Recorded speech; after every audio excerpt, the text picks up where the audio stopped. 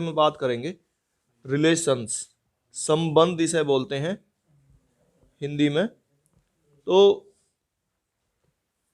ये देखो एक एग्जाम्पल लेते हैं समझने के लिए। भाई राजा दशरथ के 4 पुत्र थे, राम, लक्ष्मण, भरत और शत्रुघ्न। ठीक है ना, समझना इसको। अब ये तो मान लिया हमने, ये सेट है हमारा ए। ठीक है, एक सेट लिया, इनकी माताओं के नाम कौशल्या, कैकेयी और सुमित्रा। ठीक है, अच्छा इनका अगर ए क्रॉस बी निकालते हैं, ए क्रॉस बी, अब ए क्रॉस बी भी तुमने निकालना सीख रखा है। ए क्रॉस बी कैसे निकालते थे कि इसके पेयर करने होते हैं, है ना। तो पेयर जब करेंगे तो जैसे इसमें पेयर करना, देखो राम और कौशल्या, नहीं रुको, राम जब इसमें क्रॉस निकालते हैं तो सबके साथ ही होगा वो, तो राम कैकेयी, ये हमारा राम कैकेयी और राम सुमित्रा है ना, ये हमारा। फिर ऐसे लेंगे हम लक्ष्मण, कौशल्या,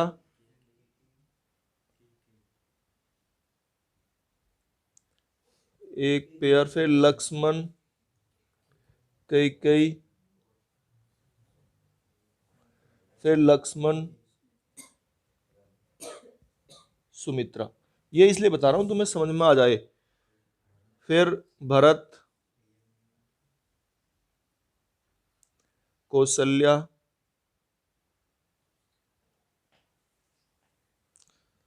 भरत, कैकेयी, फिर भरत, सुमित्रा। ठीक है, फिर इस तरह शत्रुघ्न लेंगे हम, शत्रुघ्न को लेंगे, फिर कौशल्या, शत्रुघ्न, कैकेयी और शत्रुघ्न सुमित्रा। अच्छा ये तो हमारा हुआ क्रॉस प्रोडक्ट। ठीक है, लेकिन इस क्रॉस प्रोडक्ट में हमें यह देखना होगा कि वास्तव में कोई भी जो पेयर है वो इस तरह का बना हो कि पुत्र और माता एक साथ आए। ठीक है ना, ये तो दूसरे के साथ भी बने, जैसे राम कौशल्या के पुत्र थे, राम कैकेयी के तो नहीं थे ना, राम सुमित्रा के थे। तो ये तो क्रॉस प्रोडक्ट है, सबके साथ हमने बना लिया पेयर। लेकिन अब असलियत में वो पेयर हमें इसमें से लेना है जो सही है, तो उसे हम रिलेशन बोलते हैं। तो रिलेशन सेट जो है ना वो इसमें से ही, आर जो है वो इसी में से बनेगा, लेकिन बनेगा वो कि पुत्र और माता एक साथ रहें, जो सही है, जो हमारी जानकारी के अनुसार है उसे हम लेंगे। जैसे राम कौशल्या,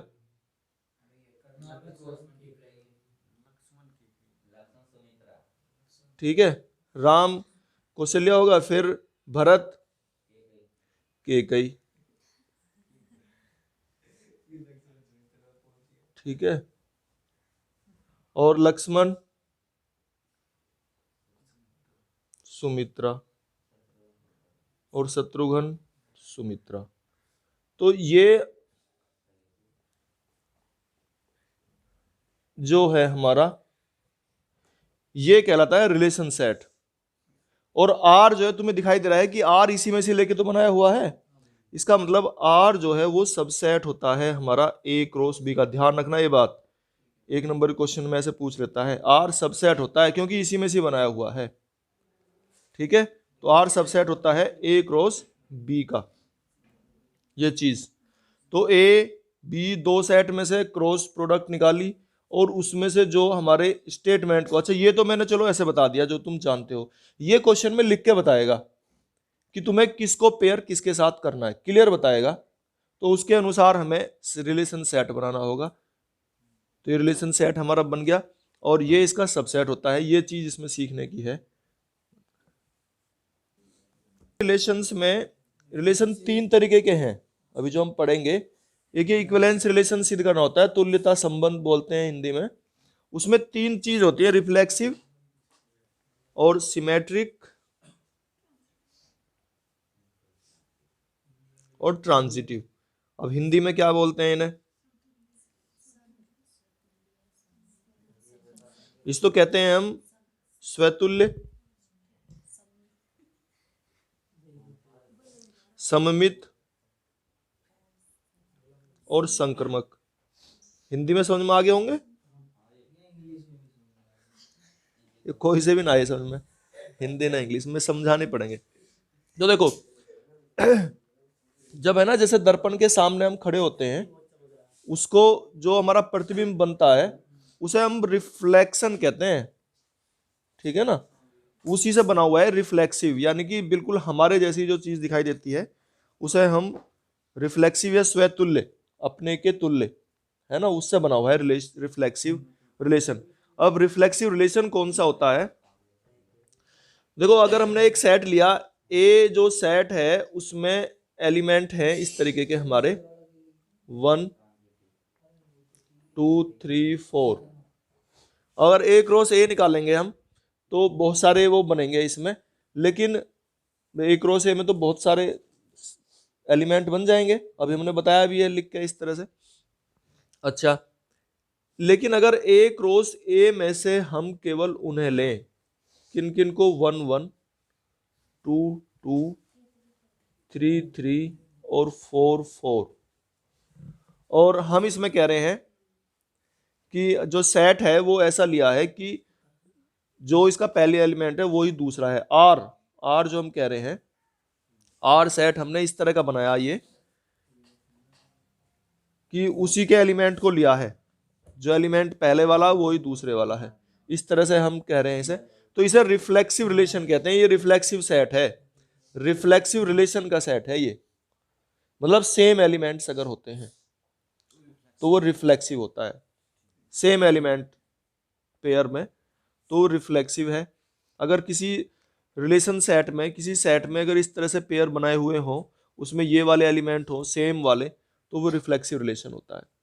जैसे एक एग्जांपल और भी देख लो, अगर ये बनाता है सर्वांगसम त्रिभुज, सर्वांगसम त्रिभुज तो पढ़े हैं तुमने, कॉन्ग्रुएंट ट्रायंगल्स, तो उसमें जो है अगर हम ए सेट इस तरह का लिया है हमने, सर्वांगसम त्रिभुज का सेट है,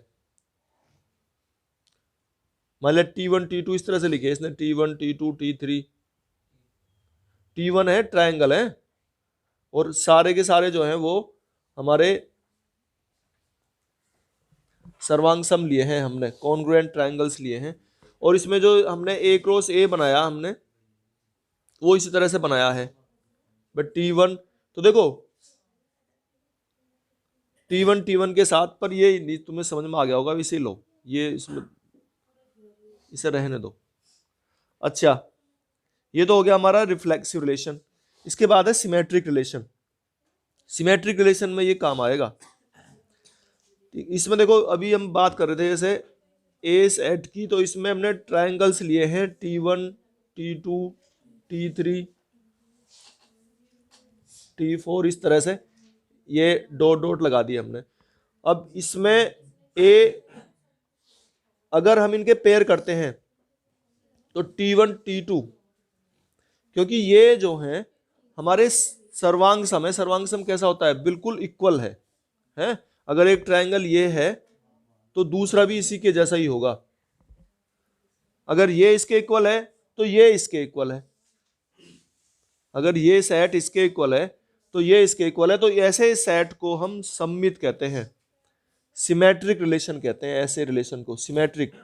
सिमेट्रिक का और एग्जांपल देखो और बताता हूं, एक और भी हम ले सकते हैं। मान लिया बी सेट लिया हमने और वो है परपेंडिकुलर लाइंस का, कि L1 जो है वो L2 पे परपेंडिकुलर है, लंब है, ठीक है, समझना इसे भाई। तो L1 L2 L3 ये इस तरह की है सारी लाइन के नाम लिख रखे हैं हमने।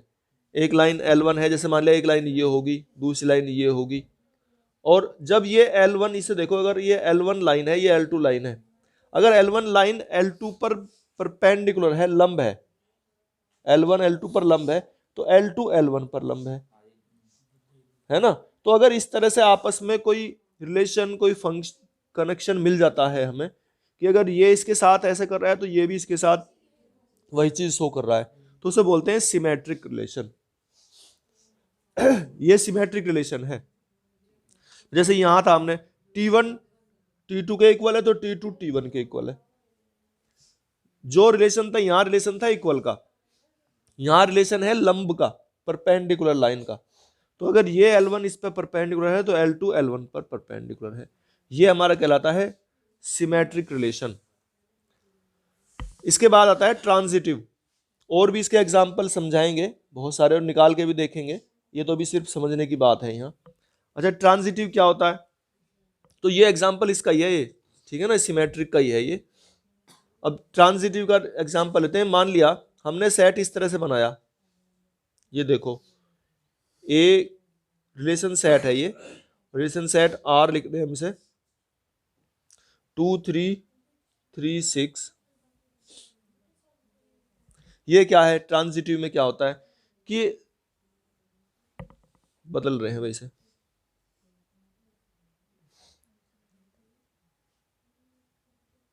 इस तरह से देखो, इसमें रिलेशन सेट हमारा ये है कि 2 जो है वो 6 को डिवाइड कर रहा है।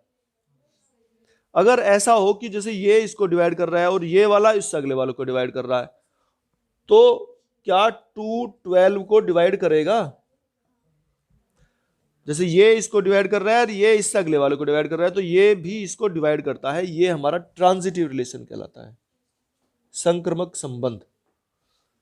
अगर ए बी को डिवाइड कर रहा है, बी सी को डिवाइड कर रहा है, तो ए सी को डिवाइड करता है, ठीक है ना। अगर ए बी को डिवाइड कर रहा है, ए ऐसे लिखते हैं, ऐसे ए बी को डिवाइड कर रहा है, बी सी को डिवाइड कर रहा है, तो ए सी को डिवाइड करता है। अगर इस तरह का कोई हमें पेयर इसमें मिलता है, अगर इस तरह के पेयर मिलते हैं तो उसे हम कहते हैं संक्रमक संबंध। और भी देखो, इसका एक एग्जांपल और बताते हैं। मान लिया लाइन दी हुई है और पैरेलल लाइन ली है, पैरेलल, समांतर। समांतर कैसी होती हैं? हाँ, जैसे रेलवे लाइन है, ठीक है, वो कभी नहीं मिलती, समांतर रेखाएं हैं। अच्छा, इसमें अब मैं इस जैसे बता रहा था, देखो लाइन अगर हमने कोई इस तरह से ले ली है, अगर हम देखते हैं R जो सेट है वो इस तरह से बना हुआ है pair, L1 L2, L1 L2 के पैरेलल है, L2 L3 के पैरेलल है, समांतर है। तो क्या L1 L3 के पैरेलल होगी? बताओ, है? जैसे हम ये कह रहे हैं, देखो ये लाइन L1 है, ये L2 के पैरेलल है, L1 L2 के पैरेलल है, L2 L3 के पैरेलल है। भाई L1 तो L2 के पैरेलल है, समांतर है, और L2 L3 के समांतर है। तो क्या L1 L3 के समांतर है? तो इस तरह का जो रिलेशन है वो हमारा ट्रांजिटिव रिलेशन होता है, ठीक है। तो ये हमारा ट्रांजिटिव के हमने एग्जांपल बताए हैं, ये और ये सिमेट्रिक के हैं कि अगर T1 T2 के इक्वल है तो T2 T1 के इक्वल है। ये हमारा सिमेट्रिक का एग्जांपल है। स्वतुल्य का या रिफ्लेक्सिव का बताया था हमने कि 1 1 के साथ और ये सेम एलिमेंट अगर आते हैं तो ये हमारे रिफ्लेक्सिव के एग्जांपल हैं।